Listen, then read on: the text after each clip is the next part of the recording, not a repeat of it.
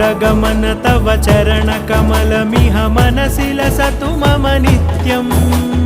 गरुडगमन तव चरणकमलमिह मनसि लसतु मम नित्यम् मनसि लसतु मम नित्यं मम तापमपाकुरु देवा मम पापमपाकुरु देवा मम तापमपाकुरु देवा मम पापमपाकुरु देवा